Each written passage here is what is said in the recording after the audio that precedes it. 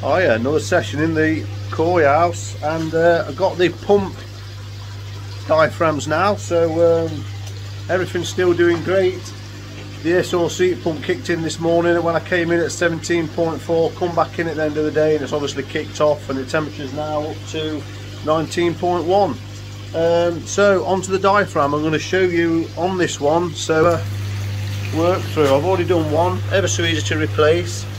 So it took a couple of days to come. Here's the replacement. This is the part I was actually on about. So that's what blew out. And this is now the new part, and it's a little bit different. This is all plastic now, and that's metal. So I don't know whether this is better or not, but that was metal, and it's now not metal. So this part basically clips or pushes into there like that, and then you get a new washer and a new nut. You have to basically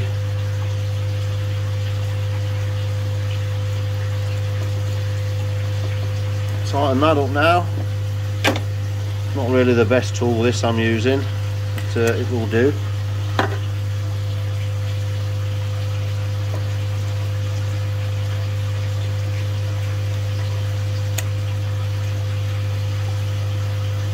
And then there's only a certain amount that you can actually tighten this, so you don't want to over tighten these.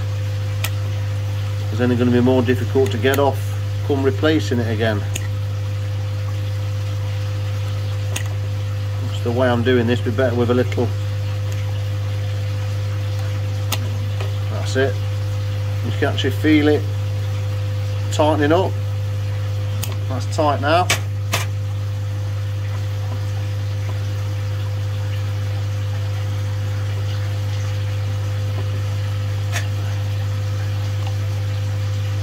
Yeah, and then just got to put these screws in. Oh no, I haven't. I'm on about the cover.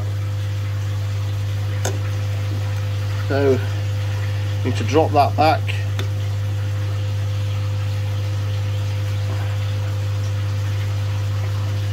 Not the easiest.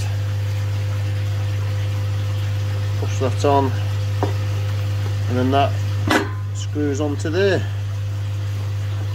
So I'm not going to show you that. So I've got these 4 screws to put in, and I'll screw that on. And there's actually a right way and a wrong way. There's only one way you can actually do this, to be fair. So you can't actually get it wrong.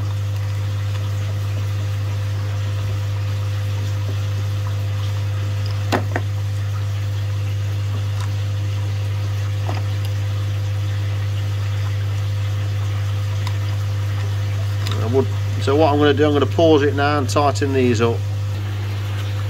So that's the 4 screws done. This little cover thing is back on, which pushes on. It's worthwhile at this time just having a check. What I did was a screw there, screw there, screw there, screw there, tightened them up, and then gave them one turn, one turn, one turn, one turn, so they're nice and solid, all in line. And that is pretty much service now and back together. So all I've got to do now is put this on, put that back on, and then disconnect that. So hopefully the next time you see this, the pump will be rocking. It will be absolutely banging out up to 95 litres per minute, what it was before. So I'm hoping to see a massive difference. So that's it. £66.98 later, and took me 10 minutes. That's all. All done. A bit quieter. So it does look like it's a bit more ferocious now, I suppose, because this one was 50 litres a minute, and obviously it was deteriorating because the diaphragms imploded, and these are a lot more fierce now, I must admit. So this pump, that pump I bought in from outside, It was a 70 in here. 70's gone outside, the 95's come inside, and then the diaphragms perished. So it's feeding those two, that one and that one. Now interestingly, when that line was connected to the ring in the middle, it stopped working. I couldn't get it working, so I wonder if that was getting perished then. So I might disconnect it off there, off that line again, the actual ball, and then get it on that one again. But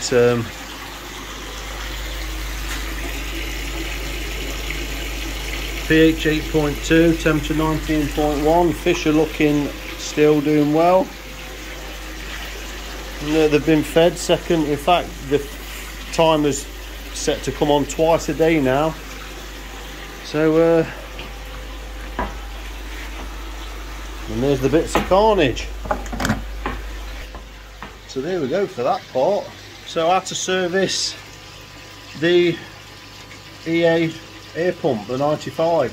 There is a video on YouTube actually where it's obviously a well branded made video on how to do that. They show it on a brand new pump, but it is straightforward. So I hope that was helpful. And I'll see what else the week brings.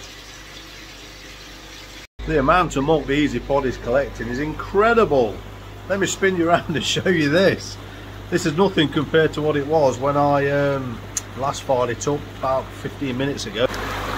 Look at that. Now, what I will say though is at the weekend when I dropped the water in the pod, I couldn't get the air on it because my air pump packed up. Well, that's got 95 litres per minute running through it now, so it's giving it a right good boil. But yeah, crikey, the actual solids that were coming off it, it's obviously still killing the algae that is on the pond walls, and that is this that's been in there for about a month now. I've actually got more in a tub down there, but I've not put any more in yet because it looks okay now. So it is showing a nice film of algae on the side, but nothing that is string like. So obviously it's just about getting that balance now, but it's obviously killing off algae because it's collecting like mad. I mean, look at the water, and I'm not feeding that much yet. They've had 3 feeds today, these have. They've had, oh no, 4. Oh dear. So I am fed them a little bit this morning, only a bit. That's set up to go twice a day now. I think 9 in the morning and then 3 in the afternoon. So there's 2 feeds, and I've come in and fed them now. So they've had 4 feeds today. So they're probably getting around, I've worked out that that chucks out about 30 grams of food a day. So I reckon they've had about 90 grams of food today. So yeah, I'm going to leave that for another 15 minutes or so.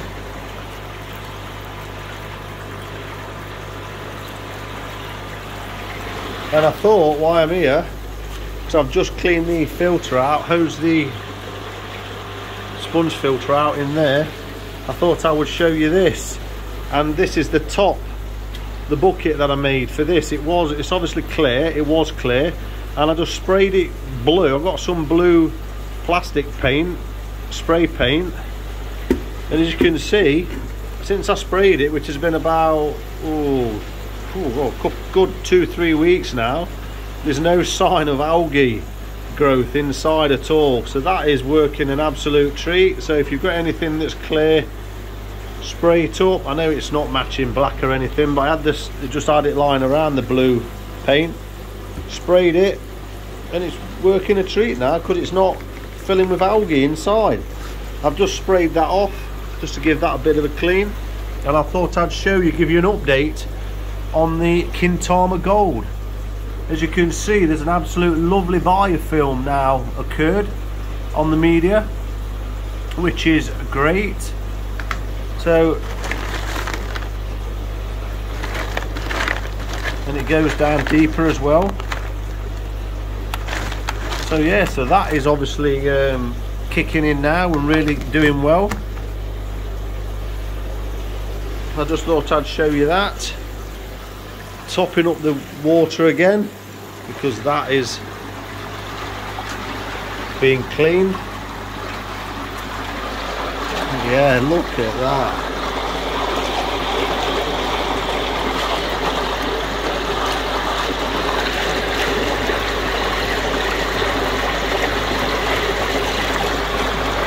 I think I'm going to leave that for a bit longer.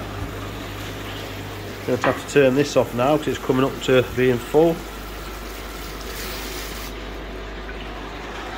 The new pump is absolutely chugging away lovely. That looks so beautiful. I did a water test at the weekend and the nitrite is 0 on both of them, so I think what I will do is, while I'm in here, it's Wednesday the 17th, I'm going to check my ammonia on both ponds. I know the nitrite is clear. I'm going to take the ammonia on the ANA checker and check the KH, just to make sure that the KH is not dropping too much. It was dropping towards bordering on 1, so I'm getting to that point now where the filters are starting to kick in, and that's a good sign. That's probably a tip to take away. If you're finding your KH is dropping quicker, that's a good sign that the biological filter is now consuming more carbonate, therefore your KH is dropping quicker. So I know now this time of year that I can now start to put about half an handful into this pond every week, and then similar sort again, but obviously less in this one, and that just keeps the KH ticking along, and it just feeds the biological media of carbonate, the calcium carbonate, because that's what they are basically chewing up. And obviously the fish consume a little bit as well, but it's all the beneficial bacteria.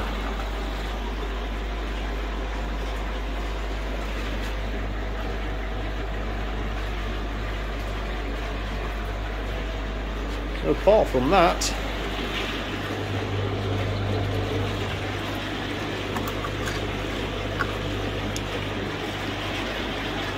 is the UV on? No, the UV is not even on yet. So the Evo UV is not even on yet, so that's not affecting this getting dirty quick. I think it's simply the reaction. The water's nice and clear on the whole, as you can see, but there is obviously algae on the walls and on the pond bottom, and I think the actual is still reacting and putting it micro, sorry, I can't find the word, but algae is obviously sort of microscopic, so you can't really see it with the naked eye in the water, and it sort of runs around the system, and then the filter drags it out, and that's what the UV does. That makes the algae clump, making it bigger, and then therefore the filter can collect it. It doesn't actually kill the algae. So there's another little tip there. So I come in this morning, it's been a cold one, it's been obviously a topsy-turvy time of the season, bit of wind, bit of sleet, bit of everything thrown in, and sun, and this was kicking in at 17.3 and to the air source heat pump, and I came in, and then half an hour, 45 minutes later I came in and it was at 17.4 and cut off, and it's not really been on today because the temperature's naturally risen in here, and at the moment it's at 20.6. Crikey, come on, get clean.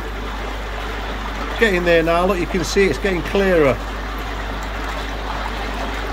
So I'll probably give that another 10 minutes, do a bit of pottering, do the ammonia test, do the KH test, and then finish off, finalise that, wash it down. The jobs are good, and that's another week done.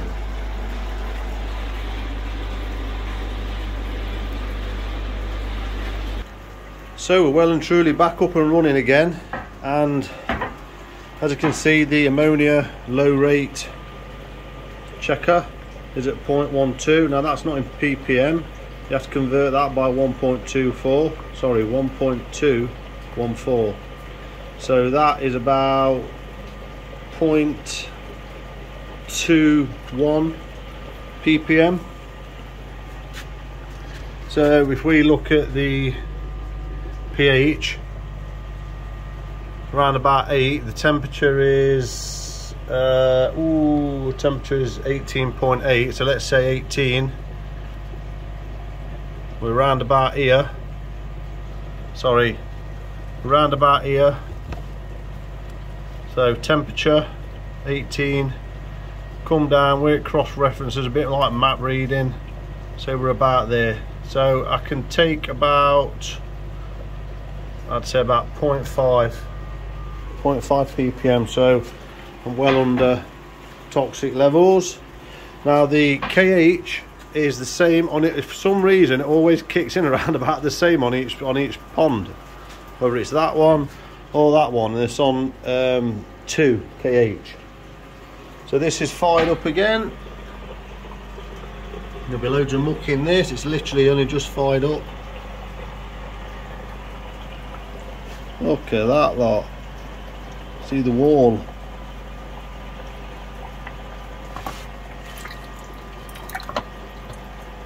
So yeah, that has really had a battering, that with that pump. It really has. And now I can get everything running again as it should be.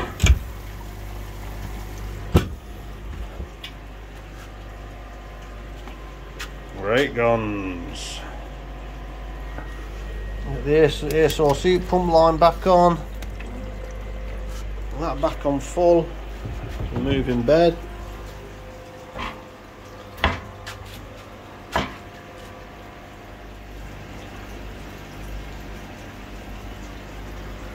And that's it, job's a good one. It's now 10 to 7 and I'm going to conclude that for this week's video, and get indoors and see if Ricky Stoddart and Koi Wholesale are doing this week's video on YouTube. Anyone that hasn't watched that, please pay it a visit. Koi Wholesale, they're a also sell koi, and it's a good watch. Ricky's always got something of interest to say. I think he's currently in Japan, so we may not be doing on this week, but Wednesday, I don't go to the gym on a Wednesday, it's my day off, night off. So I go Monday, Tuesday, day off Wednesday, go Thursday, Friday, day off Saturday, Sunday. Sometimes mix it up, but sometimes I do go Wednesday, depending if I'm busy. But anyway, tonight I'm not. I've been in here, I've done what I've just done.